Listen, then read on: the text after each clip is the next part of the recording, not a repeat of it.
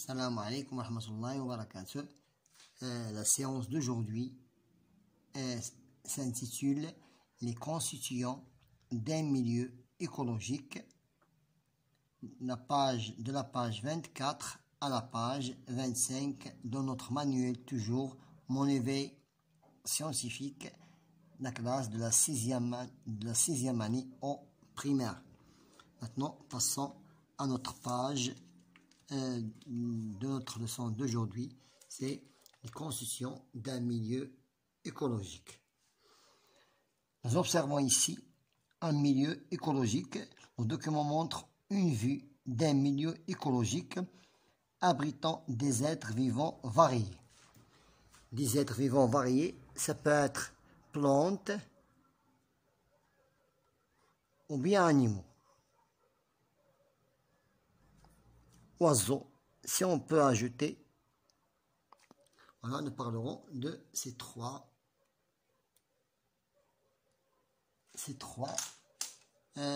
êtres vivants, ou bien c'est qui constituent le milieu naturel ou bien écologique. Je m'interroge, quelles sont les constitutions d'un milieu naturel? Les constitutions d'un milieu naturel est constitué de plantes,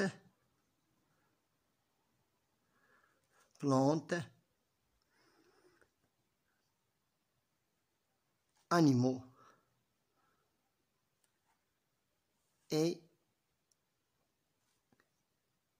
les composantes non vivantes. Les composantes non vivantes. Et nous verrons c'est quoi les composants. Qu'est-ce que ça veut dire les composantes non vivantes. Nous proposons ici, nous parlerons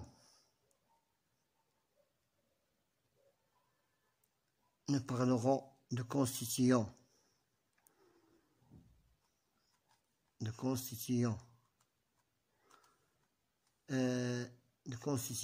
d'un milieu naturel et les constitutions non vivantes et les constitutions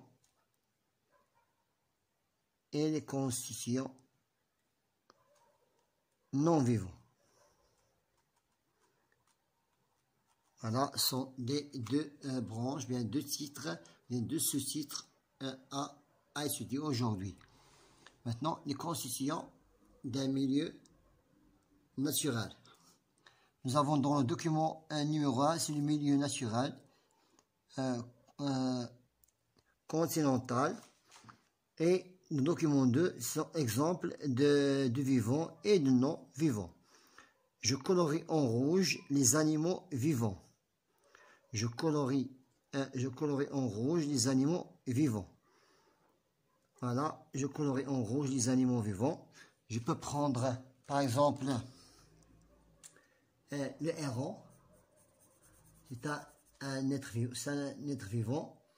Je peux colorer aussi chauve-souris, le cerf, le canard qu'on voit ici, la grenouille, le héron, le lézard, la lièvre, l'écureuil, le hibou, taupe et brochet, tétard et le triton sont des êtres vivants. Je dois le colorer en rouge. Maintenant, je dois entourer et j'entoure avec un cercle bleu des plantes. Voilà, nous avons ici, voilà, des plantes. Je peux prendre par exemple ici plantes. Et les plantes qu'on voit ici sont des plantes aquatiques ou bien terrestres. Sont des plantes. L'arbre aussi, c'est une plante. Je relève le document numéro 2. Les éléments vivants et non vivants. Je dois appeler ceci les éléments vivants numéro 1 et non vivants numéro 2. Numéro 1 et numéro 2. Pour les éléments vivants. 1, 4 et 5. 1, 4 et 5. Éléments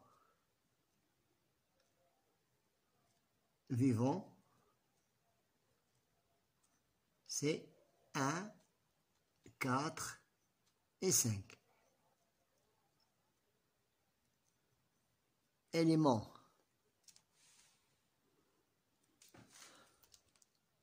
voilà, je reprends la question numéro 2. Je relève dans le document les éléments vivants. Les éléments vivants, c'est 1, 4 et 5. Éléments non vivants, c'est le reste. Voilà, c'est la table, la maison et la chaise. C'est 2, 3, 6. 2, 3 et 6 sont des éléments non vivants. Maintenant, je continue de faire l'exercice suivant. J'écris un petit texte pour expliquer ce qu'est un être vivant. Un être vivant, tout être, c'est tout être organisé, doit être organisé, ça veut dire qui naît, qui, organisé, qui naît, voilà, qui naît, le verbe naître, qui naît, se développe,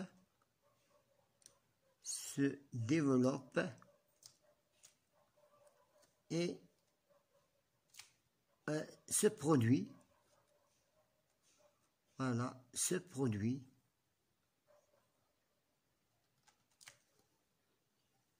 il meurt,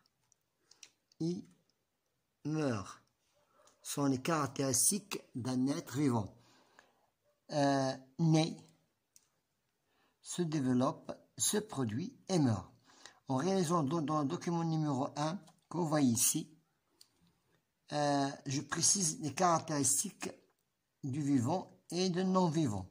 Je dois l'appeler numéro 1, et ici je dois l'appeler numéro 2.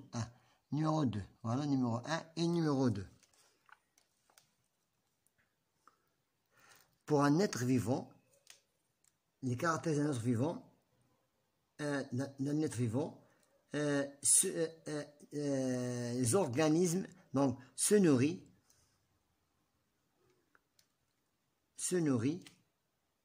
grandit,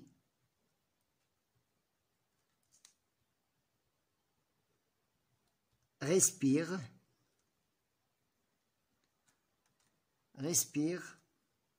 et se reproduit.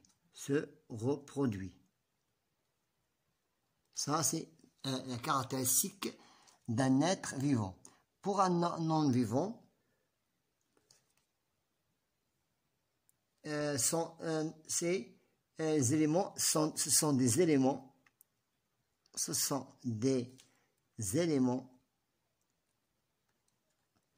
des éléments qui font partie du règne minéral, qui font partie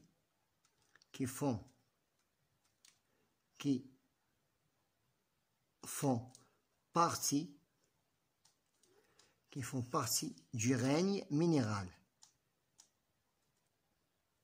Du règne minéral. Je vous donnerai des exemples. Du règne minéral. Un exemple, par exemple, l'eau, l'air, roche et pierre, sable, etc. Ce sont des êtres non vivants. Ce sont des éléments qui font partie du règne minéral, comme exemple l'eau, l'air et des roches. Maintenant, passons à la page suivante, les constitutions non vivantes d'un milieu naturel. Maintenant, j'extrais du document les constituants non vivants du milieu naturel. Je prends, voilà, les roches, l'eau,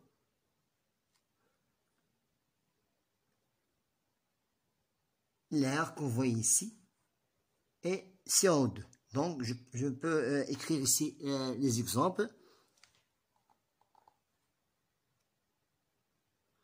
Donc, les constituants non vivants du milieu, je prends comme exemple l'eau,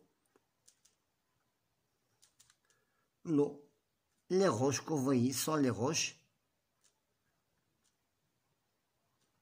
les rochers,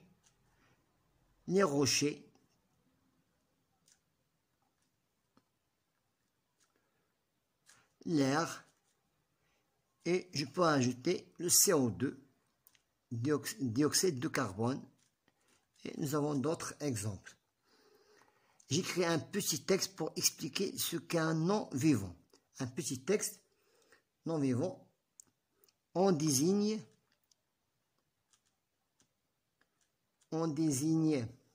par non-vivant,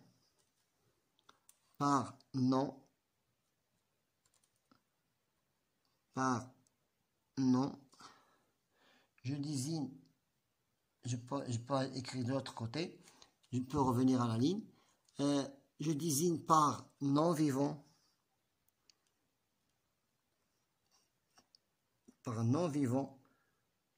les éléments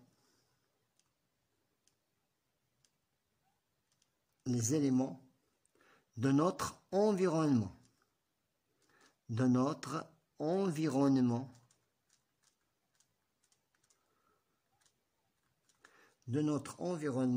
qui font partie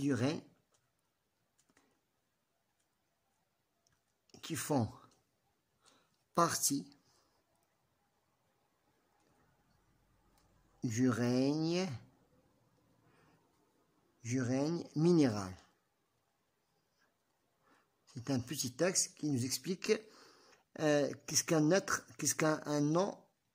non-vivant minéral. Et je peux ajouter ici un minéral comme par exemple l'eau, l'air, je peux ajouter l'eau, l'air, roche, etc. Et aussi les manifestations de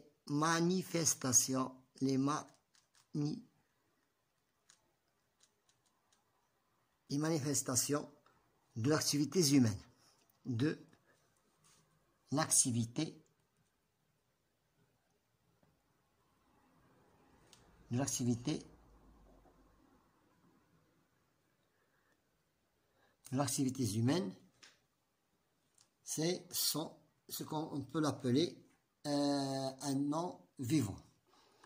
Donc, on peut passer à je retiens. Vous avez dans je retiens tout ce que nous venons d'expliquer. Les êtres vivants, les animaux, les plantes fait partie des êtres vivants. Le milieu écologique est formé de quoi? De composants vivants et de composantes vivantes. On l'appelle biocycle. Voilà, c'est un synonyme de composantes vivantes qui font partie. C'est leurs caractéristiques, c'est naissent, se développent, se reproduisent et meurent. Et aussi les composés de composantes non vivantes, on les appelle les abiotiques, comme le sol, l'eau, l'air, la température, l'humidité et le vent. Maintenant, nous faisons une petite croix à la réponse convenable. Maintenant, le héron, c'est un oiseau des lacs. Elle mange, elle respire, elle grandit, se reproduisent. C'est un être vivant. Le sol, la seule caractéristique, c'est qu'il est non vivant. L'eau aussi, la seule caractéristique, c'est qu'elle est non vivant. Pour le cerf, c'est un animal. Donc, il a les caractéristiques d'un être vivant. Donc, je fais une croix. Il mange, elle respire, elle grandit, elle se reproduit. C'est un être vivant. Le hibou, c'est la même chose, c'est un oiseau nocturne, rapace. Il a les mêmes caractéristiques d'un cerf. Voilà. L'air, il a seulement une caractéristique, c'est qu'il est non vivant. La grenouille, la même chose, il a les caractéristiques d'un être vivant. Ça veut dire manger, respirer, grandir, se reproduire et vivant. Le canard, la même chose. C'est un être vivant, donc il doit avoir les 5 caractéristiques. Voilà, nous avons terminé avec notre séance de notre leçon d'aujourd'hui, qui était les constitutions d'un milieu écologique. Bon courage.